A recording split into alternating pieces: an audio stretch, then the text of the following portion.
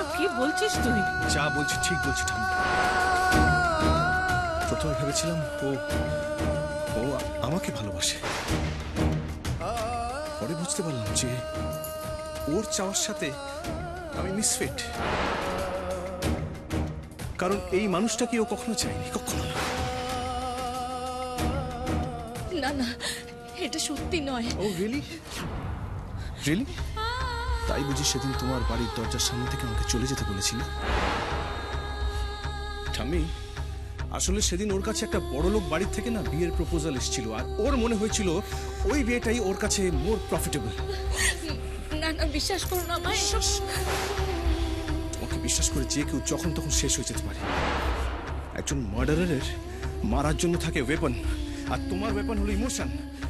তা দিয়ে তুমি আমাকে শেষ করছো, এবার ঠাম্মিকেও তুমি। না না, আমি আমার ছোট বোনের দিব্যি দিয়ে তোমার বলছি। মতো মেয়েদের কাছে ছোট বোন টোন কেউ কিচ্ছু না।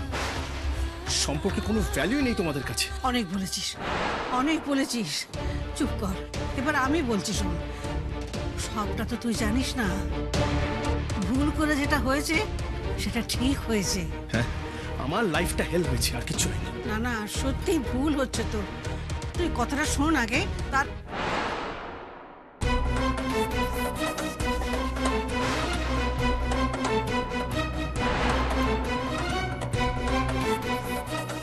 সব কথা তোদের পরে বলবো। এখন একটা কথা মাথায় রাখিস, তোরা দুজনেই, এর আগে যে তোদের মধ্যে কোনো সম্পর্ক ছিল এটা যেন কেউ জানতে না পারে, বুঝেছিস? মনে থাকবে? কি ব্যাপার মা? কি সব সম্পর্ক টম্পর্কর কথা বলছিলেন আমার কানে এলো? কার সঙ্গে কি সম্পর্ক আমি জানতে পারি কি? কি হলো? সবাই চুপ করে গেল যে? Well, whatever. আমাকে বলার মতো না তাহলে বোঝা গেল। ঠিক আছে। এনিওয়ে, গুঞ্জার শরীরটা এখন কেমন? বাহ, দেখে তো ঠিকই মনে হচ্ছে। তবে চোখের জলটা একটু সামলাও, এটা বড্ড বেশি বেরোয় তো। চলো চলো আমার সঙ্গে। কোথায় নিয়ে যাবে ওকে? আজকে সন্ধ্যাবেলা রিসেপশন আছে মা, সাজতে হবে তো, ভুলে গেলেন? চলো চলো।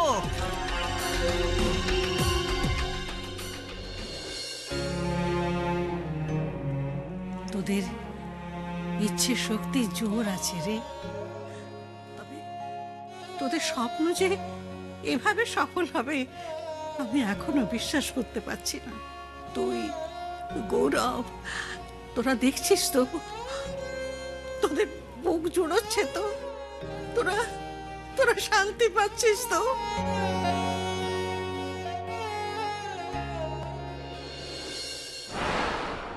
কি এমন খোশ গল্প হচ্ছিল শুনি যে সবার চোখে জল? কি গল্প শোনাচ্ছিলে তুমি ঋদ্ধি আর ওই মহিলাকে? না না, ঠিক আছে, আমাকে কিছু বলতে হবে না, কিন্তু মুখে একটু লাগাম দাও গুঞ্জা। নিজের বোনকে খেয়াল রাখো, ঘর সংসার করো, আর কারোর সঙ্গে বেশি ঘনিষ্ঠ হওয়ার চেষ্টা করো না। কিন্তু না না, তুমি ঘাসে মুখ দিয়ে চলো না, সেটা আমি ভালো করে জানি, কিন্তু খবরদার আমার সঙ্গে যদি বেশি চালাকি করার চেষ্টা করেছো তাহলে আমি। কথা একদম কম, কথা কম, আর কাজ যেটুকু আমি বলবো শুধু সেটুকু। তোমার এখন সব থেকে বড় কাজ হলো রঞ্জার বেবি হওয়া অব্দি তাকে ভালো করে দেখে রাখা,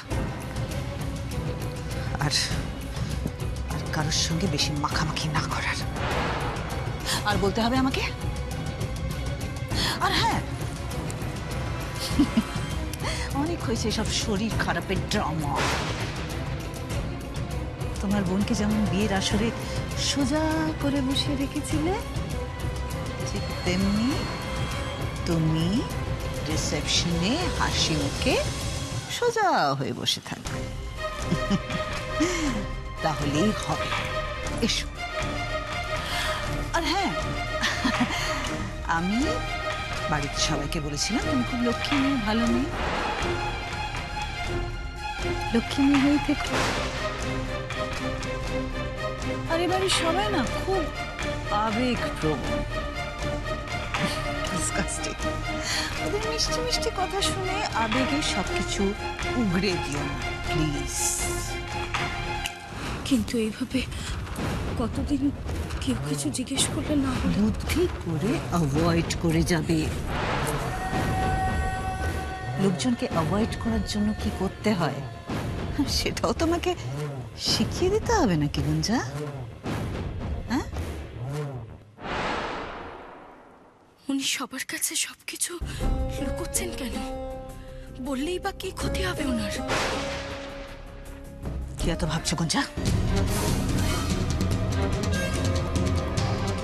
একটা জিনিস মাথায় রেখো, এবার থেকে বুদ্ধি করে চলবে এই সংসারে। রিমেম্বার, তোমার একটা ভুল কিন্তু তোমার বোনের বিরাট বড় ক্ষতির কারণ হয়ে যেতে পারে।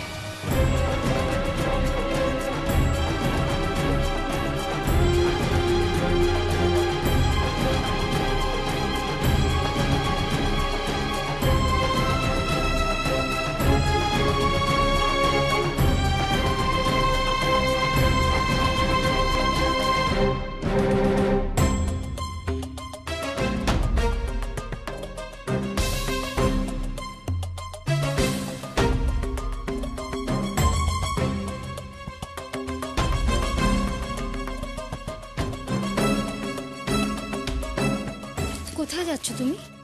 ফুকেট। মানে? ফুকেট মানে ফুকেটই হয় রঞ্জন। হ্যাঁ জানি, কিন্তু হঠাৎ করে কই তুমি তো আমায় কিছু... কেন তোমায় আমায় সবকিছু জানিয়ে করতে হবে নাকি? কবে যাচ্ছ? আজকে 15 days ট্রিপ, তারপরও যদি মুড ঠিক না হয় আরো কয়েকটা দিন কাটিয়ে আসতে পারি। পরশু আমাদের বিয়ে হয়েছে আরিয়ান, আজ রিসেপশন। হ্যাঁ তো দেখো, আমি জানি তুমি পুরো ব্যাপারটা নিয়ে ভেরি এক্সাইটেড, বাট এই বিয়ে থেকে রিসেপশন ব্যাপারটা আমার কেমন যেন এই কন্ডোলেন্স পার্টি টাইপ মনে হচ্ছে। তাই নিজের শ্রাদ্ধে তো আমি আর থাকতে পারি না, তাই না? তোমার মম জানেন? আমি সবাইকে সবকিছু জানিয়ে করি না। আর আমাকে জিজ্ঞেস করলে কি বলবো? কেন? তোমায় যেটা বললাম সেটাই বলো। আমি আসি। যেও না প্লিজ, যেও না আরিয়ান। তুমি আবার শুরু করলে তো। তুমি যেও, তোমার যেখানে খুশি তুমি সেখানে যেও, ব্যাংকক, থাইল্যান্ড, কিন্তু আজকের দিনটা... প্লিজ রঞ্জা, সিন ক্রিয়েট করো না, আমায় যেতে দাও। আরিয়ান, আরিয়ান আমার একটা কথা শোনো প্লিজ। দেখো রঞ্জা, আমি জানি তুমি একজন সেনসিটিভ বিং, তাই তোমায় ধাক্কা দিয়ে বেরোতে চাই না। ভালোভাবে বলছি, আমায় যেতে দাও। তুমি যাবে তাই তো? হ্যাঁ যাবই। আরিয়ান, আরিয়ান দাঁড়াও, আরিয়ান, আরিয়ান, আরিয়ান প্লিজ আমার কথাটা একবার শোনো।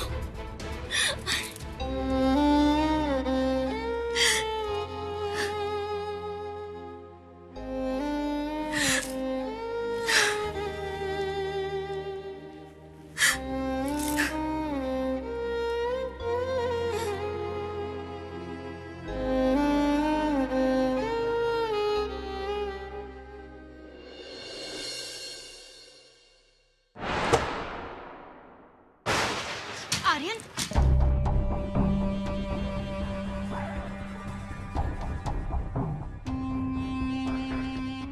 কি হয়েছে রঞ্জা? আমি সবসময় তোমাকে খুশি রাখার চেষ্টা করি, আর তুমি কান্নাকাটি করছো। ভাই মাও আরিয়ান আবার তোমায় কিছু বলেছে? ও চলে গেছে মা, ও 15 দিনের জন্য ফুকেটে চলে গেছে। ফুকেট গেছে? উফ, এমন করে বললেই চলে গেছে। আমি তো well whatever, forget it. ওরকম করো না রঞ্জা। দেখো ফুকেটই তো গেছে, রিল্যাক্স, কদিন পরে চলে আসবে, ওখানে তো থেকে যাবে না। হ্যাঁ আজ আমাদের রিসেপশন মা, আর আজও আমি ওকে ছাড়া যাব না। ছেলে মানুষই করো না রঞ্জা। আমি একা একা লোক আসাতে পারবো না। কাম অন, এই পুরো ইভেন্টটা তোমার অনারে অর্গানাইজ করা হয়েছে। You are most important today. তুমি হচ্ছ প্রিন্সেস অফ দিস রিসেপশন। দেখো দেখো আমি তোমার জন্য কি এনেছি, দেখো, জাস্ট হ্যাভ আ লুক। দেখো ডায়মন্ড নেকলেস, পরে দেখো তোমাকে কেমন লাগে, জাস্ট দেখো, হ্যাভ আ লুক। দাঁড়া দেখি। Wow, looking like a royal princess. না না ধরো, ডোন্ট ওয়ারি, তুমি আরিনকে নিয়ে একদম চিন্তা করবে না। আর ও কোথায় গেছে না গেছে সেসব কাউকে বলার কোনো দরকার নেই। যা বলার আমি বলবো। হ্যাপি? Cheer up. আসবো? হ্যাঁ শিওর, রেডি, এসো এসো বাবা এসো। মনি, ভাইয়া কোথায় গেল? একটু আগে দেখলাম লাগেজ নিয়ে বেরোলো। ও ফুকেটে গেছে, ওকে আমি পাঠিয়েছি। ফুকেট? আজও রিসেপশন আর তুমি ওকে? অ্যাকচুয়ালি ওখানে একটা খুব আর্জেন্ট বিজনেস কনফারেন্সের কল এসেছিল। It's very urgent you know, সেজন্য আমি দেরি না করে আরিনকে পাঠিয়ে দিয়েছি। কিন্তু ঠিক আছে, বিয়েটা তো হয়ে গেছে, ইম্পর্টেন্ট কাজটা তো মিটে গেছে না। মনি, তুমি আমাকে একবার জানাতে পারতে। রেডি মাই বয়, তুমি গেলে তো সব থেকে ভালো হতো, কিন্তু আরিয়ানেরও তো এসব কাজ শেখা দরকার না? দেখো তোমাকে কদিন আগে আমি ইউএস পাঠিয়েছিলাম, আবার পাঠাবো, it would be so unfair. আর তাছাড়া আরিয়ান চাক না, নিজের মতন করে সবকিছু সামলাক। বিয়ের পরে বাড়িতে বসে থাকার তো কোনো মানে নেই। কিন্তু আমি একটা কথা কিছুতেই বুঝতে পারছি না যে দেখো গুঞ্জার শরীরটা একদম ভালো না, ভীষণ ডেলিকেট হেলথ ওর। তোমার ওর পাশে থাকাটা খুব দরকার।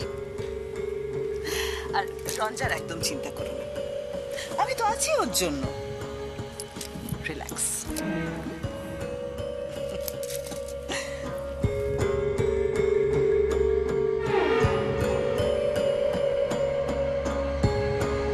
কি সুন্দর সবকিছু ম্যানেজ করলাম।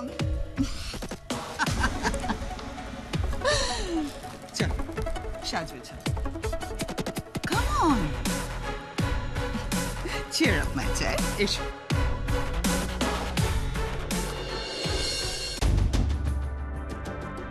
তুমি যা কিছু লোভে আমাকে ফিরিয়ে দিয়ে এই বাড়ির বউ হয়ে এসেছো, তার চেয়ে অনেক বেশি কিছু পাবে। ভালোবাসা ছাড়া সব পাবে তুমি, কারণ ওটা তুমি আর ডিজার্ভ করো। লীলা তোমার ঠাকুর দেখাচ্ছে না ঠাম্মি, লীলা দেখাচ্ছে ও। ও ঠকিয়েছে আমায়।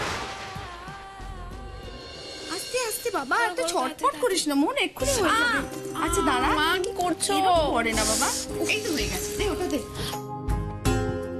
শোনো না, অত ব্রাইট করো না, শুধু একটু টাচ আপ করে। তুই চুপ কর না, ওদেরকে ওদের কাজটা করতে দে। দেখ আমারও দেরি হয়ে যাচ্ছে কিন্তু। আমরা তো ঠিক করে বুঝে উঠতেই পারছি না কি করে কি সাজাবো। মানে ম্যাডাম এমনি এত সুন্দর, মেকআপ না করলেও কিছু এসে যায় না। তা যা বলেছো, প্রথম দিন দেখে তো ওর থেকে চোখ ফেরাতেই পারছিলাম না। কি করছো তোমরা? ও মাই গড, ওর মেকআপ এখনো কমপ্লিট হয়নি। প্রায় হয়ে গেছে ম্যাডাম। চটপট হাত চালাও, চটপট হাত চালাও, আর ওর মেকআপটা ধরো শিগগির। এ কি, উফ, তোমরা মা মেয়ে তো পরেও সাজতে পারতে। আরে ওদের হেল্প করলে তো কাজগুলো তাড়াতাড়ি কমপ্লিট হতো না? না দিদি, আমি মুনকে একটু আগে রেডি করে দিচ্ছিলাম যাতে ও গেস্টদের দিকে একটু দেখতে পারে। হ্যাঁ, সে তো বিয়েতে দেখেছি কত কি দেখে। এত বড় হয়ে গেছে তবু বলে বলে সব কাজ করাতে হয়। এনিওয়ে, আমি আসছি। আমি এসে দেখতে চাই ওদের সাজগোজ কমপ্লিট হয়ে গেছে। ওকে, এসো রঞ্জন, বসো।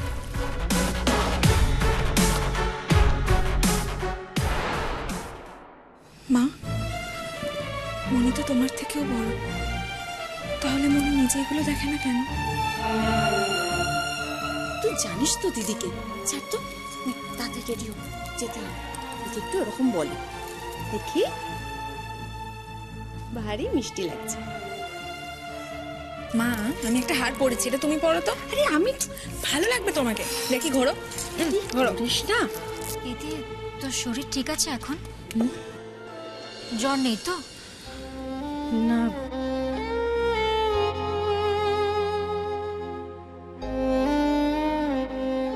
আচ্ছা, বাইরে এত হইচই হচ্ছিল কেন রে?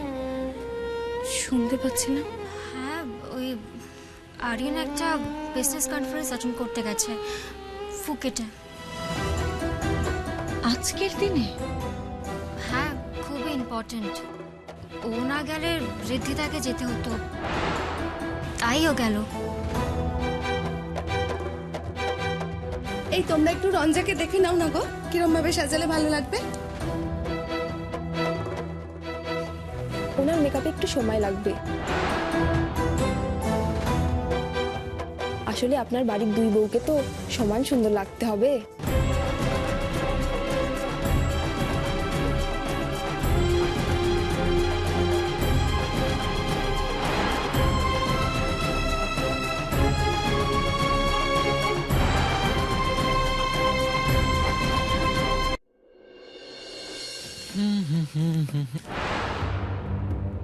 তো এবার বলুন তো আপনারা কারা? দেখুন, আপনি কেন এইভাবে আমাদের সঙ্গে এখন চুপচাপ ভেতরে ঢুকে পড়ছিলেন আর এখন হন্তদন্ত হয়ে বেরোচ্ছে। আপনাদের হাব ভাব কিন্তু মোটেই আমার সুবিধে লাগছে না। কি করছেন? কি করছেন? ভালো কথা বলছি, কানে যাচ্ছে না তো? এবার তাহলে আমাকে দেখতে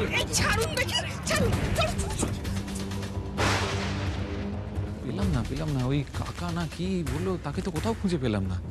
তোদের কাকু কাকিমা এসেছিলেন, সম্প্রদান করে চলেও গেছে। গুঞ্জা রঞ্জার কাকু এসেছিল শুনেছিলাম। কাকু তার মানে আপনি? এই তো, এবার গল্পটা কিছুটা হলেও আমার কাছে পরিষ্কার হয়ে যাচ্ছে। তার মানে সেই দিন বিয়ে বাড়িতে আপনারাই চাদর মুড়ি দিয়ে... আপনার নিশ্চয় কথা কোনো ভুল হচ্ছে। আমার তাড়া আছে, আমাকে যেতে দিন। ঘাসে মুখ দিয়ে আমি চলি না রমাপদ বাবু, চিনেন না আপনি আমাকে? দেখুন, আপনি আমাকে গুঞ্জা রঞ্জার বাবার মতো কাকা পড়ি করে পালিয়ে যাচ্ছেন, ব্যাপারটা তো পরিষ্কার আমার কাছে। পালাবো কেন? পালাতে হবে আপনাকে। অবশ্য যা পাপ করেছেন পালিয়েও নিস্তার পাবেন না। আমার কথা বাদ দিন, নিজের কথা ভাবুন। কি ভেবেছিলেন মানে বিয়েটা দিয়ে দিতে পারলে সবকিছু হয়ে যাবে? না, এই যে আপনি আজকে এখানে এসে কাঁচা কাজটা করে ফেললেন, ফলটা ভেবে দেখেছেন? মরতে হবে, তাই তো? এক্স্যাক্টলি সো, মরতে হবে। আর এমন ভাবে মারবো পুলিশের পোষা কুকুরটা খুঁজে পাবে না। তো আমাদের শেষ করলেই কি সব প্রমাণ শেষ হয়ে যাবে কমলকান্তি বাবু? সব ব্যবস্থা করা আছে। আমাদের একটা কিছু হলে না, সমস্ত প্রমাণ জায়গা মতো চলে যাবে। তখন কি হবে বুঝতে পারছেন? ম্যাডাম আপনাকে চিনতে পারেননি, তাই না? সেটা তো আপনার পক্ষে সাপে বর হয়েছে। সব অন্যায় তো নিজে হাতে করেছে, আর যেটা হাত ফসকেছে সেটা জানাজানি হয়ে গেলে কি হবে বুঝতে পারছেন? থ্রেট করছেন? উল্টে আমাকে ব্ল্যাকমেল করার চেষ্টা করছেন? যা জেনেছেন বুঝেছেন তা নিজের মধ্যেই রাখুন, তাতে সবার মঙ্গল হবে। বুঝতে পারছেন না আপনি রমাপদ বাবু, বুঝতে পারছেন না। এর ফল খুব একটা ভালো হবে না। পিসু,